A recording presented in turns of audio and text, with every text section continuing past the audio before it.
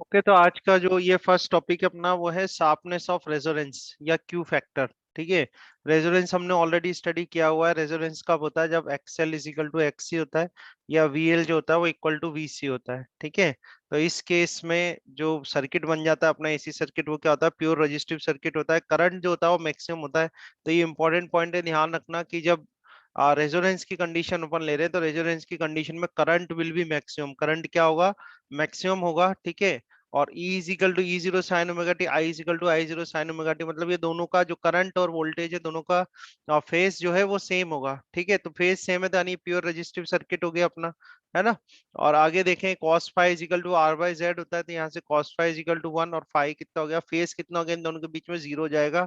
और resonant frequency जो है, रेजोनेंट फ्रिक्वेंसी का जो फॉर्मूला है वो कहता है one upon two pi under LC. ठीक है। So all these things we have been done in our previous lecture, that what is the resonance condition, what is the resonance frequency.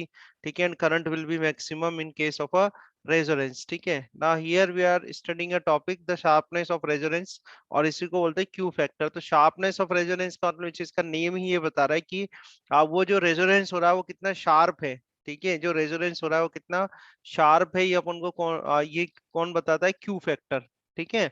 तो एक ग्राफ हम plot करते हैं current के बीच में। ठीक है। एक ग्राफ हम प्लॉट कर रहे हैं, देखो। इस ग्राफ में हम y एक्सिस पर तो ले रहे हैं करंट और x एक्सिस पर ले रहे हैं ओमेगा फ्रीक्वेंसी। ठीक है। So here on y axis we are taking current I, और यहाँ पर ले लिया हमने ओमेगा। ठीक है। Angular frequency. ठीक है। तो if you plot a graph between current and angular frequency, angular frequency और करंट के बीच अपन ग्राफ अगर प्लॉट करते हैं तो कुछ इस तरीके का ग्राफ हमें मिलता है। ठीक है। So this is the graph we will get. तो अभी जस्ट आपने स्टडी किया है कि current will be maximum. Current क्या होगा? मैक्सिमम होगा in case of resonance. Resonance के केस में करंट मैक्सिमम होगा। तो जैसे यहाँ पर देखो ये अपना करंट मैक्सिमम हो रहा है। तो करंट मैक्सिमम हो रहा है तो यहाँ पे जो फ्रिक्वेंसी होगी at this point, the frequency will be the resonant frequency. कितनी रेजोनेंट होगी? फ्रीक्वेंसी। रेजोनेंट फ्रीक्वेंसी होगी। एंगुलर फ्रीक्वेंसी है तो ओमेगा आर से अपन ने बता दिया, है ना। यहाँ पर करंट क्या है? मैक्सिमम है। करंट मैक्सिमम है तो I can write that I zero is equal to, या I not is equal to E not. ठीक है। E not divide by R. ठीक है। करंट मैक्सिमम है तो I not is equal to E not divide by R, ऐसे करके current denote कर दिया इस पॉइंट पे। आए समझो? फर्स्ट ऑफ ऑल तो क्लियर है। नाउ लेट्स से हम ये वैल्यू लेते हैं यहाँ पर, इट इज द पॉइंट, और यहाँ पर क्या रहा है? At that point I is equal to है E not divide by root two R. ठीक है। आई इज इक्वल क्या है? E not divide by root two R. और यहाँ पे जो फ्रीक्वेंसी है, these frequencies are, this frequencies, इस फ्रीक्वेंसी को डिनोट कर रहा हूँ मैं ओमेगा वन से, और ये जो फ्रीक्वेंसी है इस फ्रीक्वेंसी को हम डिनोट कर रहे हैं ओमेगा टू से। ठीक है। तो फर्स्ट ऑफ ऑल तो देखो, जब रेजोनेंट फ्रीक्वेंसी, जब रेजोनेंस हो रहा था तो करंट क्या था? मैक्सिमम था। करंट मैक्सिमम था तो I not is equal to E not divide by R करा। ठीक है। इसके बाद क्या करा हमने? हमने क्या करा? एक पोजीशन लिया, यानी वो करंट लिया जहां पर की जो जो पीक वैल्यू है ना करंट की, वो क्या है? आई जीरो बाय रूट टू है। देखो यहाँ से अगर ये मैं रिलेशन लिखूं तो आई इज इक्वल टू कितना जाएगा? I naught divide by root two आ जाएगा। आ जाएगा नहीं आ जाएगा? E not divide by R क्या है? आई नॉट है। तो हाँ सर। हमने वो पॉइंट चूज किया है यहाँ पर, है ना। वो पॉइंट चूज किया है जहां पर की जो करंट है, ठीक है, ये जो करंट है वो कितना है? One by root two time है आई नॉट का। जो पीक रेजोनेंट के टाइम जो मैक्सिमम करंट था, उस मैक्सिमम करंट का क्या है? ये one by root two time है। तो one by root two time है तो यहाँ पर जो फ्रिक्वेंसीज मिल रूट रही हैं मीन आपको, स्क्वायर। है ना, हाँ जो फ्रिक्वेंसीज मिल रही हो कितनी मिल रही है? Omega one and omega two. आ रहा है? ग्राफ समझ में आया? ठीक है। यहाँ तक। अब अगर आप क्यू फैक्टर को यहाँ पर हम लिखें, क्यू फैक्टर को फॉर्मूला लिखा जाए तो क्यू फैक्टर क्या होगा? Q factor is a ratio of angular frequency at resonance. Resonance पे जो एंगुलर फ्रीक्वेंसी थी वो कितनी? Omega R divide by difference in frequencies. ठीक है। Difference in frequencies at the point, ठीक है, where the current is one by root two times of the peak current, है ना। मैक्सिमम करंट का one by root two time है। उस current पर जो फ्रीक्वेंसीज की वैल्यू है वो कितनी? ओमेगा वन ओमेगा टू है। इनका डिफरेंस आएगा नीचे कितना जाएगा? Omega two minus omega one. ठीक है। So this is the formula for Q factor. ये किसका फॉर्मूला बनेगा आपके पास? क्यू फैक्टर का फॉर्मूला बनेगा। आया समझ में यहाँ तक? ये आई पॉइंट समझ में? ठीक है, हाँ कोई सर, एक प्रॉब्लम बार नहीं है ना? वापस ओमेगा ये क्या है, डिफरेंस क्यों लेंगे सर अपन नीचे? ये फॉर्मूला है इसका, क्यू फैक्टर का फॉर्मूला है कि एंगुलर फ्रीक्वेंसी रेजोनेंस पे जितनी एंगुलर फ्रीक्वेंसी है divide by difference in frequencies where the current is 1 by root 2 times of the maximum current, 1 by root 2 times of the maximum current, yes वहां sir. पर difference. ठीक है, तो इस तरह से आपका फॉर्मूला आ गया Q is equal to omega r divide by omega 2 minus omega 1। आया यहाँ तक समझ में?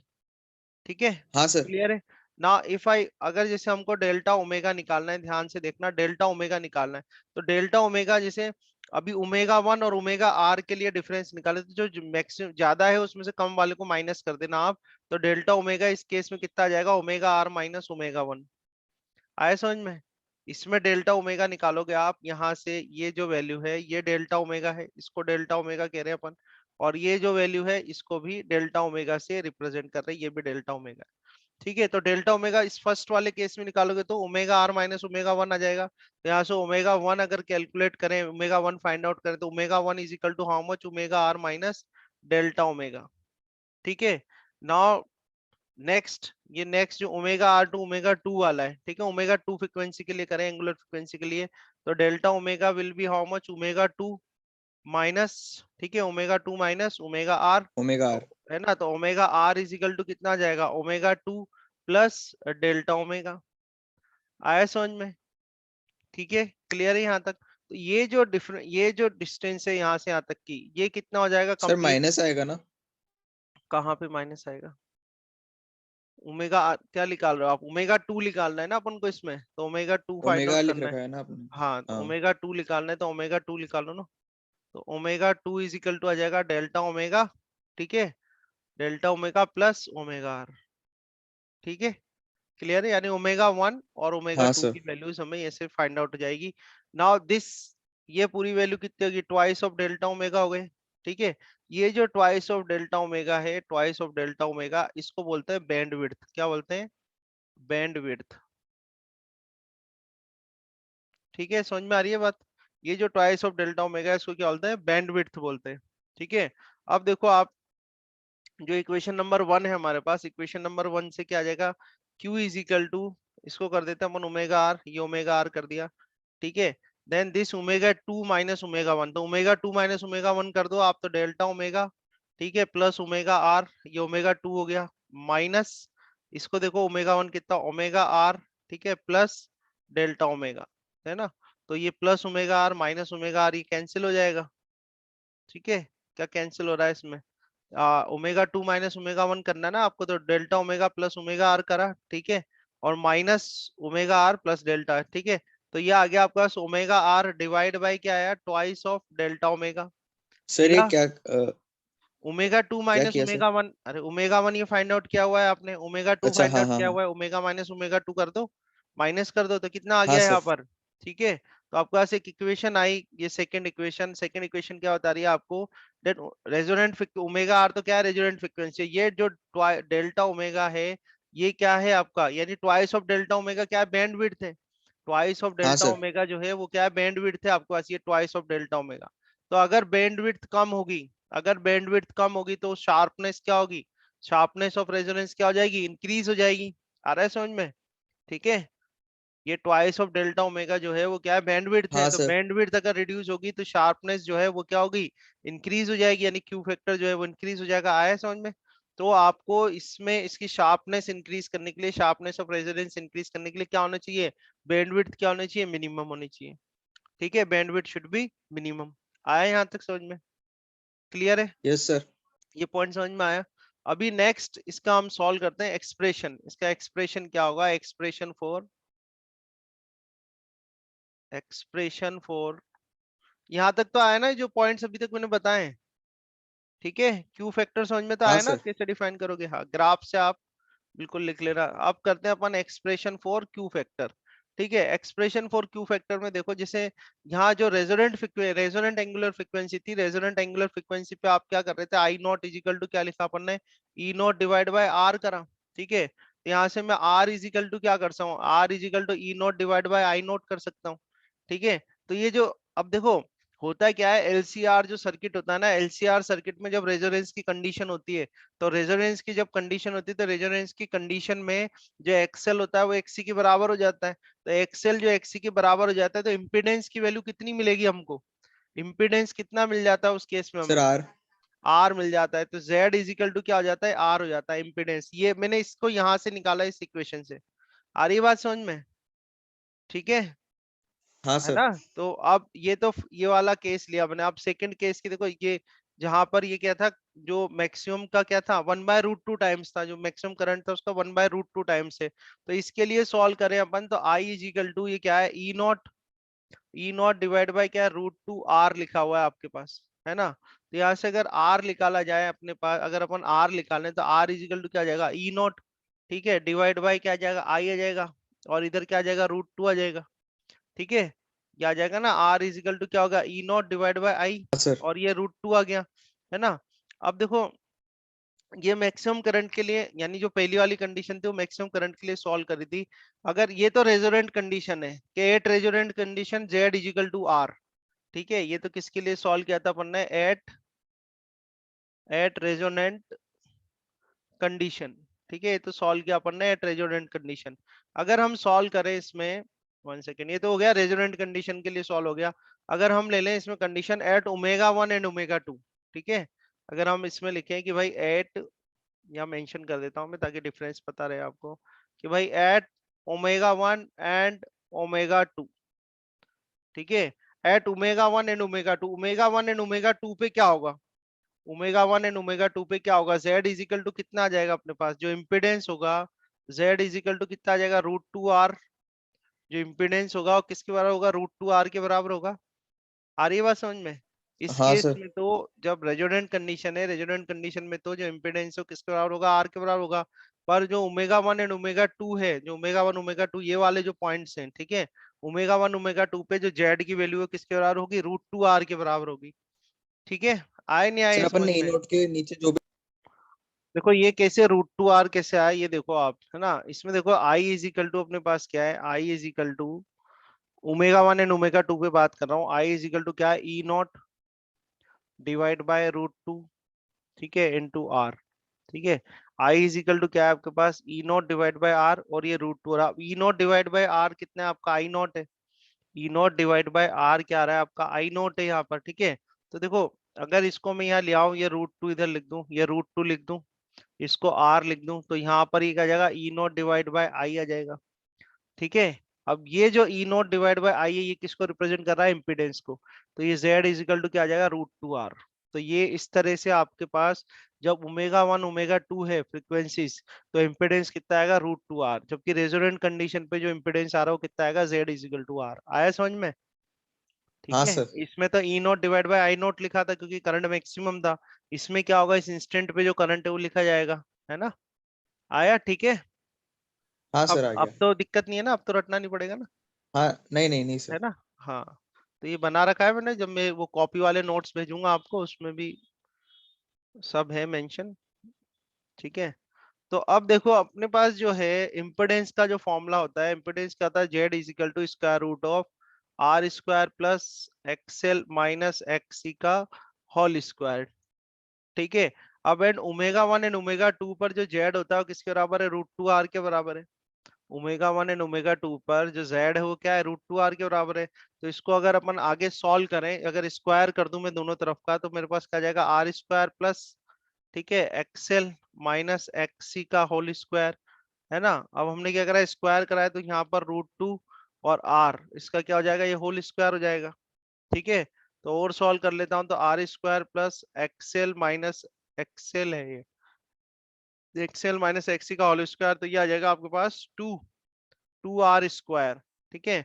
और सॉल्व कर देते हैं, XL minus XC whole square, ये देखो 2r square minus are square कितना बचेगा आपके पास, आर स्क्वायर बचेगा, आर स्क्वायर ठीक बचेगा। है। अब दोनों तरफ स्क्वायर रूट कर दो, तो XL minus XC equal to कितना आ जाएगा, ये रूट हो जाएगा इसका, स्क्वायर रूट कर लो आर हो ना, जाएगा। तो प्लस माइनस आर आ जाएगा, हाँ आ सर। जाएगा प्लस माइनस आर। अब एक्सएल की वैल्यू कितनी है जानते ही हो आप, एक्सएल कितना है, एल ओमेगा है, माइनस ये हो जाएगा 1/c ओमेगा, ठीक है, और इधर आ गया आपका प्लस माइनस आर, ठीक है।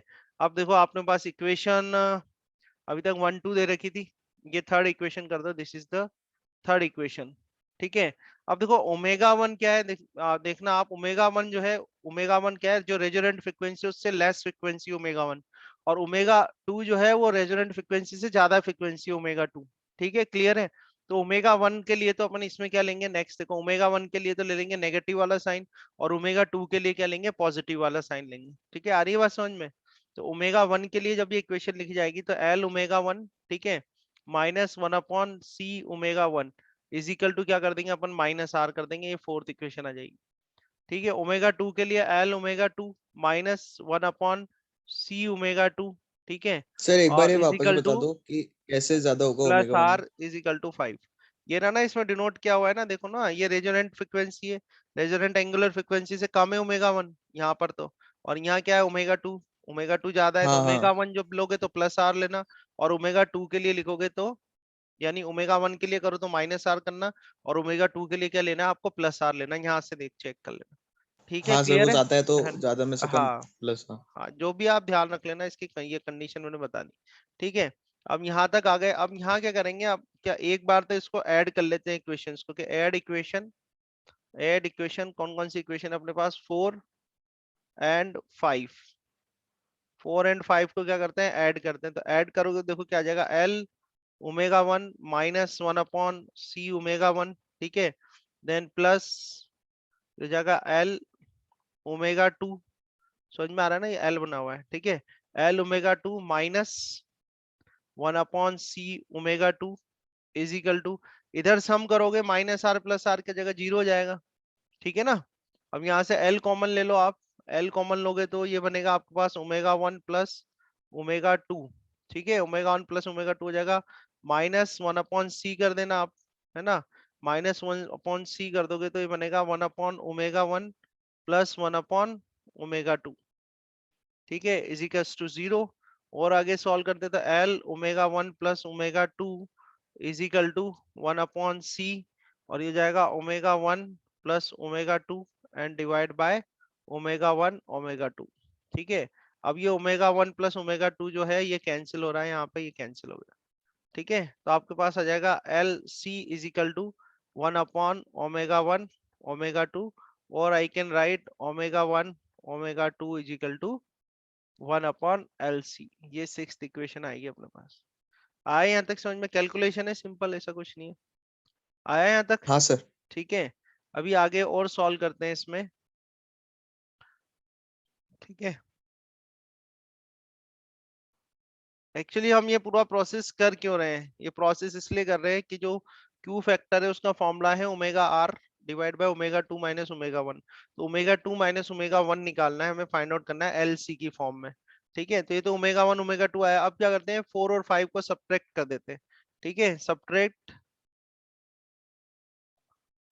Subtract equation four from five.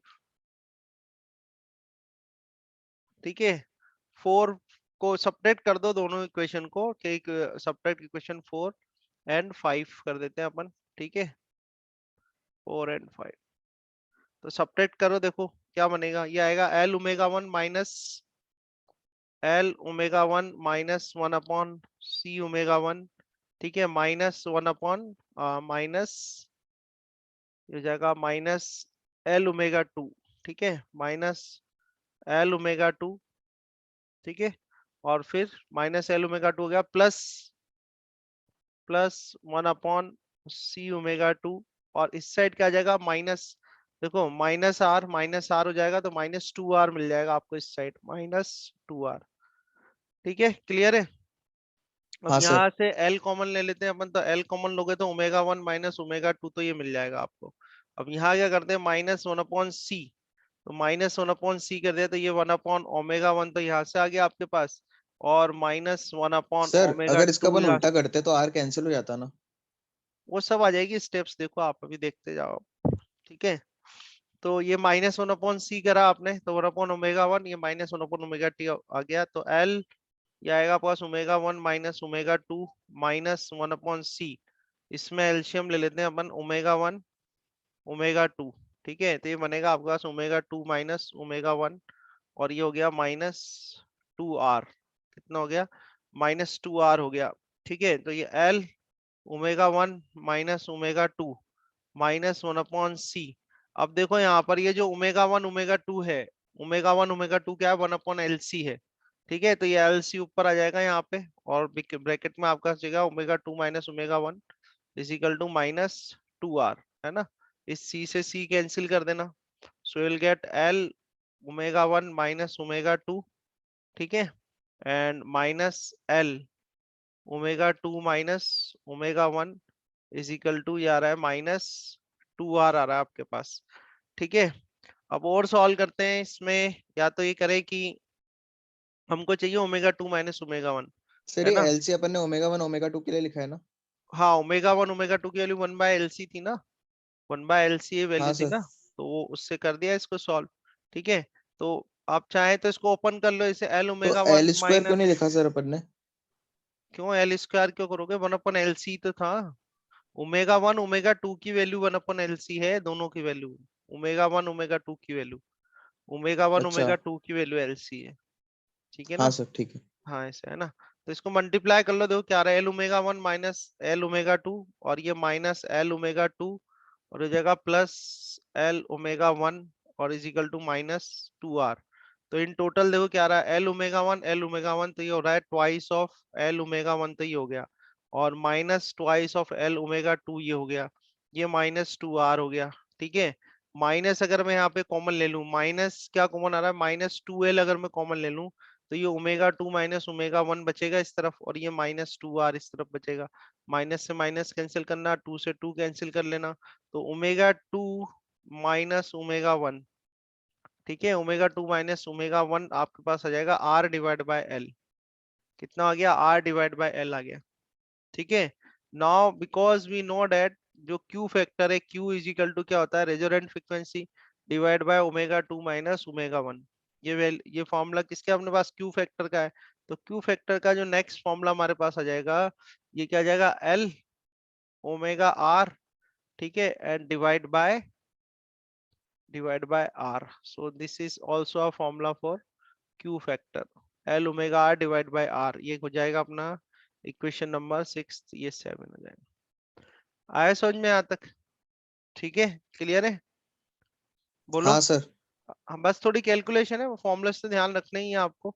ठीक है, अब देखो at resonance condition, eight resonance, resonance की अगर कंडीशन की बात करूं मैं, कि एट रेजोनेंस कंडीशन होता क्या है, एक्सएल बराबर होता है एक्ससी के, यानी एल ओमेगा जो होता है वो बराबर होता है 1/c ओमेगा आर के।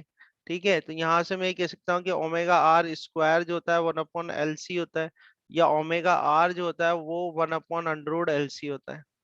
आए समझ में? कह सकते हैं ना? ठीक है, तो इसकी एक इक्वेशन और मिल जाएगी आपको क्यू फैक्टर की, कि क्यू इज इक्वल टू आपका हो जाएगा एल डिवाइड बाय सी, ठीक है, into omega R. Omega R की वैल्यू कितनी है देखो, ओमेगा आर है 1/√LC, तो 1/√ ये एल सी कर दिया अपन ने। ठीक है, सर ये अपन ने एल ओमेगा आर को ये आ रहा एल। है, ठीक है, एल बाय अच्छा आर, हाँ ठीक है ओमेगा सर। आर की वैल्यू यहाँ ये पुट कर देना, तो क्यू इज इक्वल टू कितना आ जाएगा आपके पास, 1/R अंडर रूट, ठीक है, जाएगा L divide by C। So this is one more formula for Q factor, ये एक और फॉर्मूला हो जाएगा आपके पास Q फैक्टर का, ये 8th इक्वेशन आ जाएगी। ठीक है, तो ये फॉर्मूला Q फैक्टर के यहाँ तक समझ में आया, L omega R by R, आ रहा है हाँ समझ सर, में? सर ये अपन ठीक ने है, ओमेगा आर में एल इंटू आर कराना ताकि वो क्यू बन जाए। अरे ये तो फॉर्मूला है ना आपका, Q is equal to L by R हाँ ओमेगा आर, वही इसमें मतलब, ओमेगा आर की वही वैल्यू बनाया ना पुट कर अपन दी बस मैंने, ये ओमेगा आर की वैल्यू पुट करी है यहाँ से, यहाँ पे ओमेगा आर में, तो ये फॉर्मूला आ गया आपके पास। ठीक ने। है, अच्छा हाँ ठीक है सर। वैल्यू पुट करी है। अच्छा, एक पॉइंट और है, एक फॉर्मूला और इसमें यूज होता है, जैसे Q आपको दिया हुआ है, Q इज इक्वल टू आपके पास क्या, L ओमेगा आर है, ठीक है, डिवाइड बाय आर है। अगर इसमें IRMS से मल्टीप्लाई कर दे अपन, रूट मीन स्क्वायर जो करंट है आपका IRMS, तो ये L ओमेगा आर हो जाएगा, ठीक है, और ये हो जाएगा IRMS, ठीक है, और ये R कर दिया, है ना? तो ये वैल्यू आपको क्या मिल जाएगी, V equal to I R होता है। अब देखो L ओमेगा आर है, तो ये तो इंडक्टेंस के केस में है वैल्यू, ठीक है, ये तो क्या है, इंडक्टर्स के केस में है वोल्टेज ड्रॉप। इसको मैं ये लिख सकता हूँ कि भाई वोल्टेज ड्रॉप अक्रॉस एल और सी, क्योंकि एल और सी के लिए जब रेजोनेंट कंडीशन होती है, रेजोनेंट कंडीशन में तो एक्सएल इजिकल टू एक्सी होता ही है। ठीक है, तो चाहे मैं यहाँ पर एल ओमेगा आर लिखूं या 1/2 ओमेगा आर लिखूं, बात एक ही है। तो आई आर हो रहा है, ये एक्चुअली ये इम्पिडेंस आ रहा है ना, उसका रेजिस्टेंस आ रहा है ना, किसका? सर ये तो समझ में ही नहीं आ रहा सर। ये लास्ट वाला। हाँ ये क्या अरे लिख ये एल क्या है ओमेगा ये? आर, आपको एल ओमेगा आर क्या है? एल ओमेगा आर एक्सएल है ना। एल ओमेगा आर क्या चीज है? एक्सएल है ना एल ओमेगा आर। एक्सएल नहीं है हाँ क्या? सर हाँ। हाँ एक्सएल है है। तो रेजिस्टेंस ही तो होता है। तो रेजिस्टेंस को अगर करंट से मल्टीप्लाई कर दो तो वोल्टेज नहीं मिलता क्या आपको? रेजिस्टेंस हाँ को हाँ सर। करंट से अच्छा दोनों मल्टीप्लाई को करें तो IRMS से वोल्टेज। मल्टीप्लाई किया। हाँ, ऊपर नीचे आईआरएम से मल्टीप्लाई करा, अभी तो ऊपर देखो आप। तो ये जो है इंडक्टेंस जो लगा होता है अपना, इंडक्टेंस के केस में रेजिस्टेंस है, उस रेजिस्टेंस को आपने करंट से मल्टीप्लाई कर दिया तो क्या मिलेगा? वोल्टेज मिलेगा ना, वोल्टेज ड्रॉप अक्रॉस एल। ठीक है। हाँ सर। अब क्या होता है कि रेजोनेंट की कंडीशन में जो एक्सएल होता है वो एक्सी के बराबर होता है। यानी ये जो वैल्यू है इसकी जगह मैं एक्सी भी रख सकता हूँ, यानी जो कैपेसिटेंस का रेजिस्टेंस है। तो हाँ उस सर। केस में क्या होगा? वोल्टेज ड्रॉप अक्रॉस कैपेसिटेंस आ जाएगा। तो यही कह रहे हैं कि भाई I R M S into this is equal to the voltage drop across L और सी। ठीक है, आई बात समझ में? और डिवाइड हाँ बाय सर। क्या आ जाएगा? ये v is equal to I R है तो इसको बोल देंगे अपन अप्लाइड वोल्टेज। डिवाइड में क्या आ जाएगा? Applied voltage. ठीक है। तो ये क्यू फैक्टर जो टॉपिक है हमारा, क्यू फैक्टर यहाँ पर आ जाते हैं। क्यू फैक्टर क्या होता है ये बताता है शार्पनेस ऑफ रेजोनेंस। जब रेजोनेंस की कंडीशन हो तो उसकी शार्पनेस कैसी है, ये कौन इंडिकेट करता है? क्यू फैक्टर इंडिकेट करता है। क्यू फैक्टर का जो फॉर्मूला होता है वो रेशियो होता है कि angular frequency at the resonant condition divide by angular frequency at a current where, है ना, at a current where the current is 1/√2 times of the peak current. ठीक है, तो ये हो गया आपका, ये मैंने आपको पूरा किस तरह से सॉल्व करने में बताया ही है। फिर एक कंडीशन हमारे पास यहाँ एक पॉइंट लर्न करने को आया कि ये जो ट्वाइस ऑफ डेल्टा ओमेगा है इसको बोलते हैं बैंड विड्थ। तो बैंड विड्थ अगर मिनिमम होगी, जितनी बैंड विड्थ मिनिमम होगी उतना ही क्यू जो फैक्टर है वो क्या होगा? इंक्रीज होगा या मैक्सिमम होगा। और क्यू फैक्टर क्या रिप्रेजेंट करेगा? Sharpness of the resonance. ठीक है, इसके बाद हमने एक्सप्रेशन लर्न करा। एक्सप्रेशन ये थोड़ा बुक में आपके पास कंफ्यूजिंग है तो उसको मैंने यहाँ सिंपल करके आपको बता दिया है किस तरह से कि भाई जब रेजोनेंट कंडीशन है जब तो इम्पिडेंस क्या होता है? आर के बराबर होता है। पर ये जो कंडीशन ले रहा है ओमेगा 1 एंड ओमेगा 2 वाली, उस केस में जो इम्पिडेंस हो क्या होगा? √2 R होगा। इस तरह से आप लर्न कर सकते हो। ठीक है, आगे तो कुछ नहीं है, ज्यादा मैथमेटिक्स ही है। इनको सॉल्व करना है आपको। जब सॉल्व प्रैक्टिस कर लेना एक बार इनकी डेरिवेशन की, जब आप सॉल्व करोगे तो अल्टीमेटली आपको एक फॉर्मूला मिलेगा। ये फॉर्मूला बड़ा मोस्टली यूज होता है, फॉर्मूला ध्यान रखना है आपको क्यू फैक्टर का, 1/r√L/c। ठीक है, और ये जस्ट फॉर योर इन्फॉर्मेशन ध्यान रखना कि भाई Q factor is equal to voltage drop across L और C divide by applied voltage. ठीक है, आया समझ में?